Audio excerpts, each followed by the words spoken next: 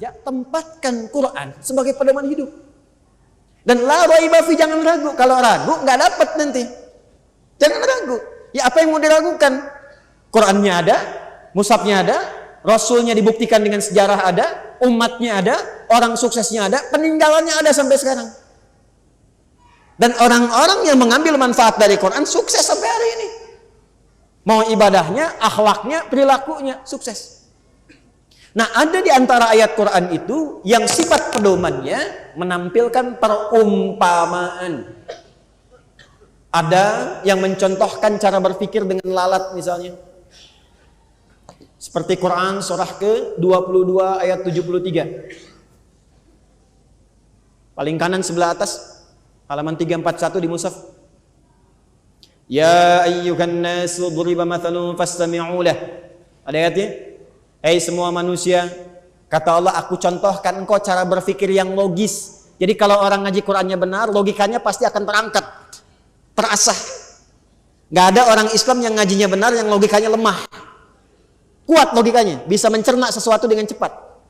Ya, kata Allah, bagaimana kamu bisa menuhankan sesuatu yang lebih lemah dari kamu sendiri?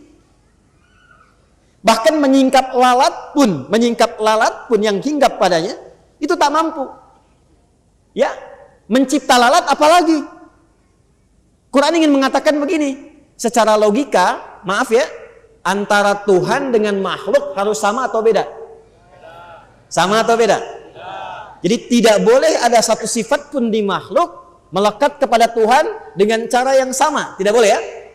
Dengan sifat yang serupa, nggak boleh ya? Maka cuma ada di Quran kalimat laisa kamitslihi syai'un wa huwas samiul basir. Enggak boleh ada sifat yang sama sedikit pun antara Khalik dengan makhluk. Jadi maaf, kalau Tuhan kuat, maka makhluk harus lebih lemah ya? Enggak boleh kan makhluk lebih kuat daripada Tuhan? Halo? Harus beda ya? Baik. Kalau Tuhannya misalnya, maaf, kalau manusia berpasangan, maka Tuhan berpasangan tidak? Tidak. Kenapa? Karena harus beda. Kalau sama, berarti ada potensi makhluk bisa menjadi Tuhan. Jelas? Kalau manusia melahirkan, Tuhan boleh melahirkan? Kalau manusia dilahirkan, Tuhan boleh hasil kelahiran? Tidak, karena harus beda. Kalau sama, berarti ada potensi makhluk jadi Tuhan. Nah, di antara logika ayat ini, kalau manusianya itu punya kekuatan, maka Tuhan harus lebih kuat. Nggak boleh yang dipertuhankan lebih lemah dibandingkan makhluknya. Contohnya bagaimana? Kok bisa kata Allah? Ini di era Nabi ya. Jangan dibawa ke suasana sekarang ya. Saya contoh di era Nabi. Ada yang menyembah patung. Patungnya dibikin sendiri. Jadi yang bikin patung kok bisa menyembah yang dibikinnya? Bayang nggak? Ini kata Quran lebih nggak masuk akal lagi. Ini Anda bikin sesuatu, misal Anda bikin spidol, ini kan spidol bikinan Anda. Anda lebih kuat dibanding spidol. Diajak ngobrol nggak bisa, ada alat hinggap nggak bisa di apa bahasa Jepang itu gebah ya, gitu ya. Nggak bisa kemudian diusir, nggak bisa diajak bicara, nggak bisa mendatangkan maslahat sendiri, nggak bisa mendatangkan madarat sendiri. Kok bisa Anda yang bikin, Anda yang nyembah? Jadi oleh Quran kita diajak berpikir. Inilah perumpamaan salah satunya tentang lalat. Contoh lagi, tahu nyamuk? Halo, tahu nyamuk? Oeng, oeng, oeng, oeng, oeng, oeng. Hup. Kumpul, sedot, sedot, sedot, sedot. Udah banyak darahnya disedot. Apa yang terjadi? Mati. Kata Quran, ada orang itu yang seperti nyamuk hidupnya. Berangkat gelap, pulang gelap. Oeng, oeng, oeng, oeng, oeng. Kerja lagi, kerja lagi, kerja lagi. Kumpulin, makan, makan, makan, makan. Mati. Ada yang begitu? Sholat nggak dikerjakan, ngaji nggak pernah, puasa nggak pernah, pokoknya kerja, berangkat gelap, kerja, kerja, kerja, kerja, kerja, capek makan, capek minum, pakai pakaian, mati. Ada yang begitu? Maka turunlah perumpamaan tentang nyamuk. Jangan seperti nyamuk yang hidupnya hanya menyedot darah, ditampilkan. Cari untuk kenyang saja, setelah itu mati. Nggak punya persiapan bekal selanjutnya. Anda manusia, Anda bukan hewan. Bedanya hewan dengan manusia. Manusia punya akal sehingga dengan akalnya bisa merencanakan visi jangka panjang. Hewan tidak begitu. Halo, jelas? Tahu unta? Yang benar. Tahu unta? Kakinya berapa? 4. Berarti belum tahu unta. Tahu unta? Kakinya berapa? 4. Belum tahu unta. Terakhir, tahu unta? Kakinya berapa? Kok jadi 2? Berarti betul-betul nggak tahu unta. Terus saya tanya lagi, nggak ada kakinya gitu ya. Makanya kenapa ada perumpamaan tentang unta? Dan menariknya begini, ketika diminta meriset unta, kalimatnya ibil. Afala yanzuruna ilal ibili kaifa. Tapi untanya Nabi Soleh pakai naqah. Naqatallahi wa suq. Ya, fakadzabuhu faqaruha. Tapi kalau menganalogikan unta masuk ke lubang jarum pakai jamal, hatta yalijal jamalu fi sammil khiyat. Kok bisa berbeda-beda namanya? Ternyata ibil itu unta umum. Naqah unta betina. Jamal unta jantan. Jadi kalau ada yang namanya jamal, artinya ganteng. Ingat, ada alifnya, jamal. Itu artinya ganteng, indah. Tapi kalau pendek, jamalun, unta jantan.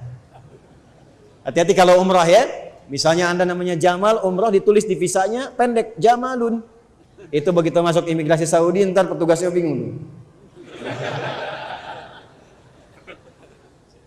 Nah, jamal unta jantan. Kalau unta sudah mulai fokus membawa beban, ada beban di pundaknya, itu berubah namanya menjadi ba'ir. Apa namanya? Lihat sini. Unta secara umum ibil. Saya pernah ngaji tafsir dengan beberapa mahasiswa. Mereka ngaji dengan saya di Tripoli. Lalu saya ajak praktek tafsir tentang hewan ke kebun binatang. Ini sering saya kisahkan kisah ini. Ya, sebentar ya. Saya ajak kemarin anak-anak SD dari AIS ke kebun binatang di Bandung. Supaya riset juga. Coba yang di Tripoli, saya bagi kelompok berdasar hewan dalam Quran. Kelompok unta, konsultasi pada pawang, tanyakan. Ternyata menurut keterangan pawangnya, dan ini benar, unta ini kakinya bukan 4 tapi 2. Yang depan tangannya, yang belakang 2 kakinya. Menariknya, satu, kaitan dengan kaki ini riset. Kaitan dengan kaki, kalau dia tidak membawa beban, maka kalau dia ingin duduk, apa yang dia lakukan? Dia akan mendahulukan yang depannya dulu. Seperti ini. Baru kemudian yang belakang kakinya. Tapi kalau dia membawa beban, maka dia akan dahulukan belakangnya, kakinya, baru kemudian depannya. Kenapa ini penting untuk diketahui? Karena nanti dalam hadis tentang sholat, dari i'tidal akan ke sujud, ada 2 keterangan. Masih ingat hadisnya? Yang hadis riwayat Wa'il bin Hujur, terdapat dalam Sunan Abu Daud, nomor hadis 838, paling kanan sebelah bawah di kitabnya. Nabi menyampaikan, "Au kama qala Rasulullah sallallahu alaihi wasallam, idza sajadta fala tasjud kama yabrukul ibil." Kalau Anda ingin sujud, maka jangan sujud seperti duduknya unta. Faliyadha rukbatayhi qabla yadayhi. Maka dahulukan lututnya sebelum telapak tangannya. Kalau Anda baca hadis ini, maka yang didahulukan lutut, bukan telapak tangan. Tapi kalau Anda baca nomor hadis 840 dari sahabat Abu Hurairah di kitab yang sama, hadisnya berbunyi demikian, au kama qala Rasulullah sallallahu alaihi wasallam, "Idza sajadta fala tasjud kama yabrukul ba'ir falyadha yadayhi qabla rukbatayhi." Kalau Anda mau sujud, jangan sujud seperti duduknya unta. Problemnya terjemahan, sama-sama unta. Padahal lafaz hadisnya beda. Maka dahulukan telapak tanganmu sebelum lututmu. Maka problemnya, yang baca terjemahan hadis riwayat Abu Hurairah, dia akan mendahulukan telapak tangan, baru lutut. Yang baca dari Wa'il bin Hujur, dia dahulukan lutut, baru kemudian telapak tangan. Tapi kalau dia membaca dua-duanya, nggak tahu ilmunya, dia akan katakan, ini kontradiktif, di mana yang didahulukan? Nanti banyak sekali, dan menariknya nanti akan banyak diterjemahkan dalam dunia pengetahuan. Ya. Nah ini metodenya. Bagi orang beriman, seperti itulah dia berinteraksi dengan perumpamaan dalam Quran. فَأَمَّا الَّذِينَ آمَنُوا فَيَعْلَمُونَ أَنَّهُ الْحَقُّ مِنْ رَبِّهِمْ. Maka insan beriman itu ketika ada perumpamaan sudah tahu, imannya membimbing dia. Ini pedoman dari Allah. Hak itu kebenaran mutlak, tidak ada alternatifnya. Dia orang beriman ketika ngaji Quran, cara mengajinya beda. Tergantung tingkat imannya. Kalau masih tipis-tipis, masih standar, masih mulai, itu ngaji biasa, baca perbanyak, dapat pahala. Kalau sudah meningkat, begitu dia baca Quran, yang dia dapatkan pedomannya. Dan semakin dia senang mengkaji, kadang-kadang begini, Anda buka mushaf, sedang punya masalah, itu bisa terjadi begitu dibuka, ayatnya sesuai dengan keperluan Anda. Bisa jadi begitu. Itulah hudan. Maka cara kita berinteraksi dengan Quran, kata Allah, gunakan imannya. Dan posisikan setiap surat, bahkan saat baca pun, posisikan ayat itu untuk Anda. Makanya nanti para ulama membuat bab namanya Fadailul Quran. Keutamaan ayat-ayat Quran secara tematik. Kalau sedang sedih, ayatnya apa? Kalau sedang mengandung, ayatnya apa? Kalau sedang merawat anak-anak, tuntunannya apa? Ibu, Bu, ya, sudah berapa lama jadi ibu? Pernah enggak mengeluarkan ayat-ayat Quran tuntunan menjadi ibu? Katanya ingin menjadi ibu yang solihah, tapi kenapa panduan solihahnya tidak pernah dikeluarkan untuk diamalkan? Makanya kalau ibu bikin pengajian, materinya nggak usah tinggi-tinggi, fikih jihad, ya? Fikih ekonomi, nggak usah tinggi-tinggi. Ibu dalam Al-Quran, turunkan ayatnya. Kenapa Nabi diizinkan menikah lebih daripada 4 istri? Antum diam aja dulu, saya mau ke ibu. Diam aja, nggak usah komen antum. Dah, diam. Kenapa diizinkan menikah lebih daripada 4 istri? Karena ternyata risetnya, semua istri Rasulullah itu mewakili semua karakter perempuan di muka bumi. Silahkan ngaji. Dan Anda pulang ke rumah, cek, temukan, kira-kira istri Anda mirip siapa karakternya. Nanti ada yang seperti Sayyidah Aisyah, gemarnya belajar, pengennya ikut aja pengajian kemana-mana, ngerumuskan, bikin rangkuman, izin sama suami, ada yang begitu. Supaya terjaga bagaimana caranya nanti. Ada rumusnya. Ada yang seperti Sayyidah Saudah binti Zam'ah, walaupun sepuh senangnya masak menu yang baru, masak, dia bikin menu-menu yang enak, yang baru, menjamu suami. Makanya Nabi kalau pulang ke rumahnya Sayyidah Saudah binti Zam'ah, sedang bikin adonan tuh bisa main-main. Diambil adonannya, ya, kemudian ditempelkan di kening beliau, sambil bercanda, sambil senyum. Itu usia sudah sepuh. Ada yang senang fashion seperti Sayyidah Zainab, ya, tampilannya indah, kelihatan, nyaman. Untuk siapa? Suaminya.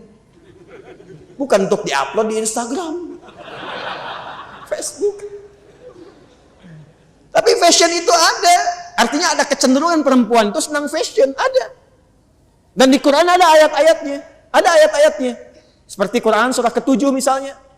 Ayat 26 sampai 27. Ya bani Adam la yaftinannakumus syaitanu, ya kama akhraja abawaykum minal jannah, sampai ke kalimat apa? Walibasu taqwa dzalika khair. Silahkan cari fashion yang bagus. Yuwari sawatikum warisha. Ya, qad anzalna alaikum libasa yuwari sawatikum warisha. Allah turunkan model-model fashion untuk menutup aurat, dan silahkan tampil dengan indah. Bukan dibuka, ditutup. Ya, ini bikin pameran pakaian malah dibuka. Ya, beda fitrahnya. Kalau hewan terbuka, kalau manusia tertutup. Makanya hewan gak senang ditutup. Pulang dari sini, Anda punya kucing, kasih baju tuh kucing, kasih piyama.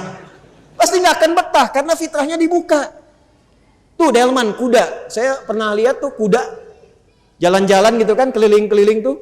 Dulu dekat gasibu, ada dekat ke kebun binatang. Saya belum pernah lihat kuda pakai celana. Dia senang aja keliling, kan, lihat orang senyum. Padahal terbuka.